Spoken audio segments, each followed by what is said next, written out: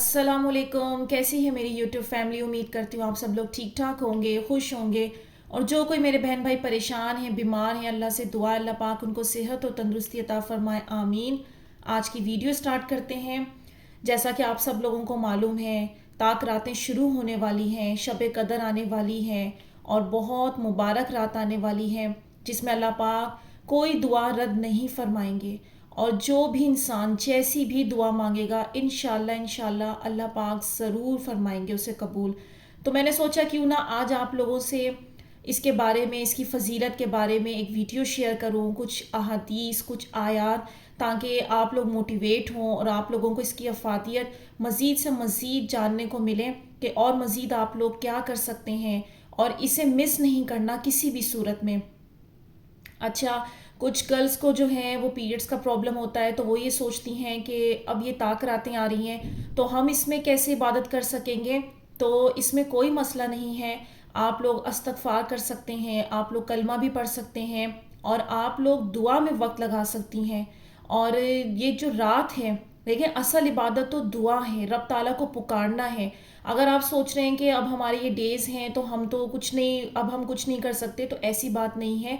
ज़बान तो इंसान की पाक होती है और अल्लाह पाक दुआओं का सुनने वाला है, तो इसे मिस नहीं करना कोई भी। मैं चाहती हूँ कि ये जो चांस हमें अल्लाह पाक ने दिया है, कितने लोग हैं जो अब मांग भी नहीं सकते, वो इतने बीमार हैं या इन हालतों में हैं कि वो फरियाद भी नहीं कर सकते। हमें तो हर लम्हा, हर पल रब ताला का शुक्र अदा करना चाहिए कि उसने हमें मांगने की तौफीक दी है, रोज़ एक सेहतमंद ज़िंदगी अता फरमाई है।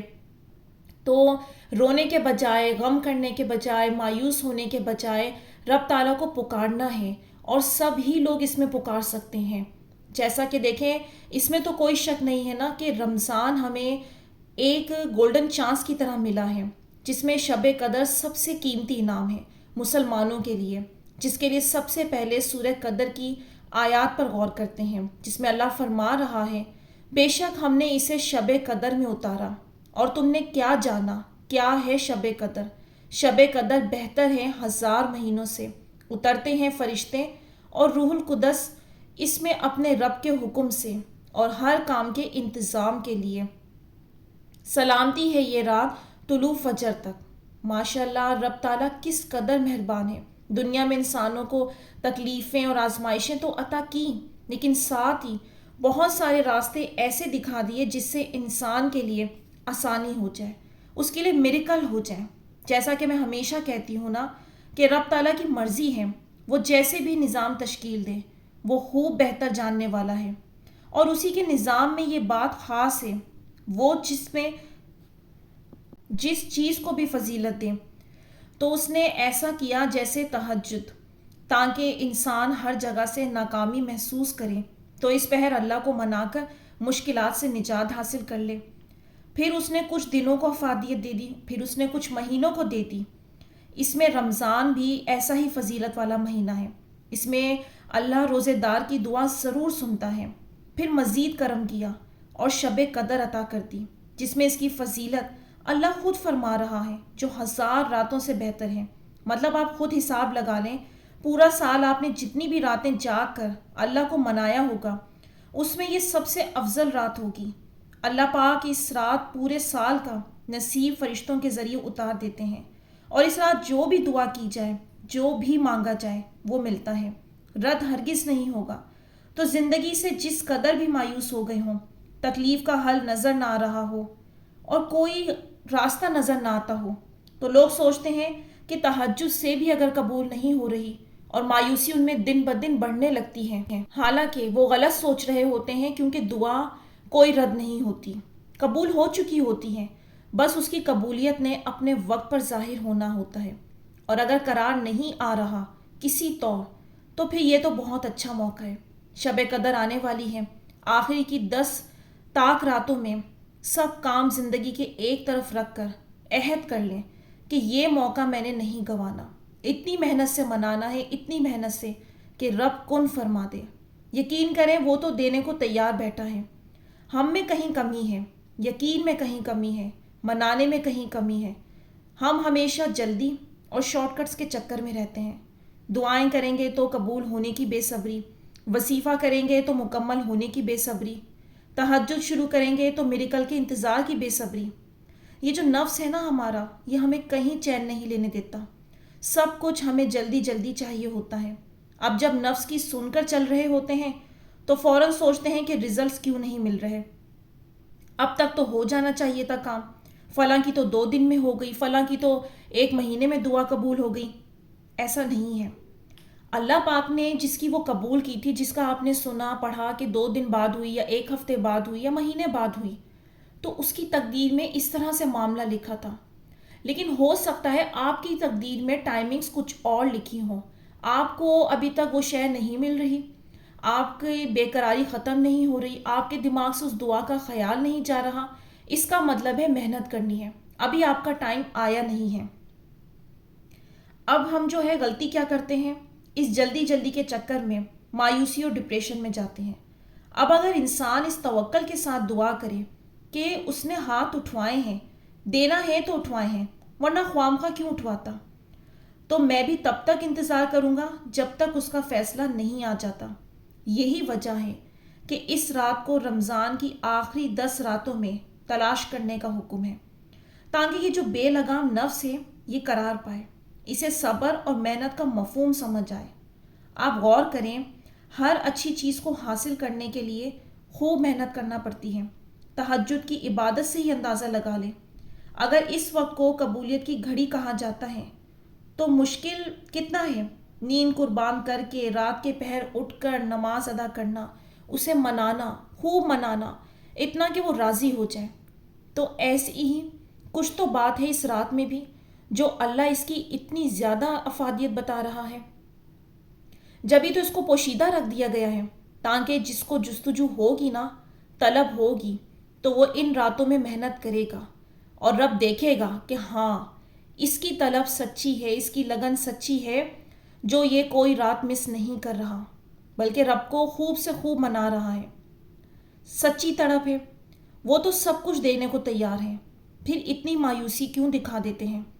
अल्लाह को अपनी तड़प और जुस्तजू से मनवा लें, अपनी दुआओं को।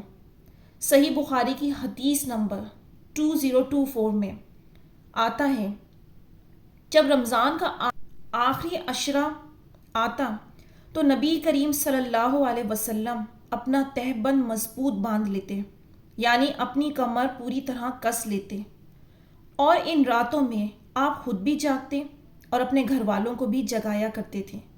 माशाल्लाह, इस हदीस से पता चलता है कि किस कदर फजीलत वाली रात है।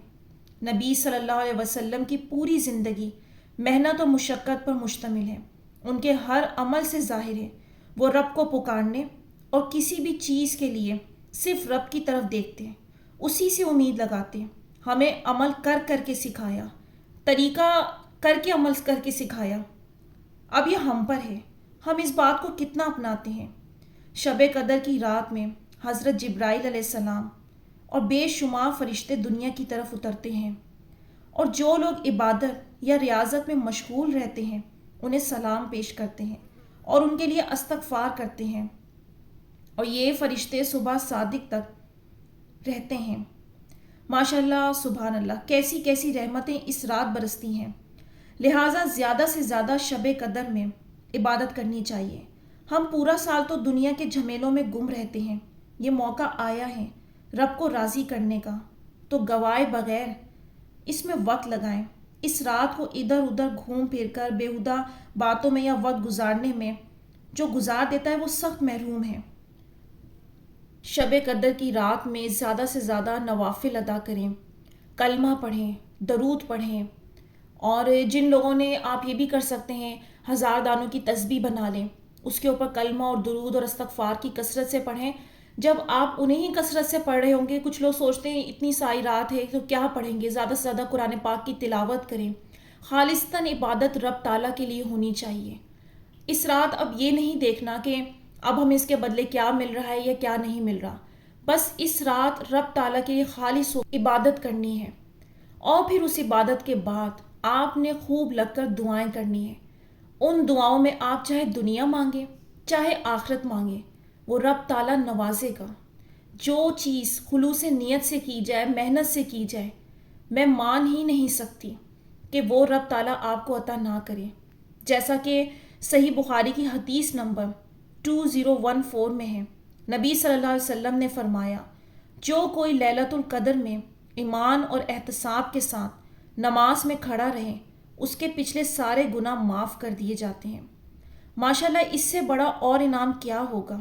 علماء بتاتے ہیں کہ پھر ایسے گناہ معاف ہوتے ہیں جیسے بچہ ابھی پیدا ہوا ہو. اور گناہ بخشتے اللہ تو پھر دعاؤں کی فریاد پر بھی وہ لازمی جلد ہی کن فرما دیتا ہے. محشر کا دن بہت خطرناک ہوگا. ایک ایک نیکی کے لیے انسان مارا مارا پھر رہا ہوگا کہ کسی طرح سے بخشا جاؤں.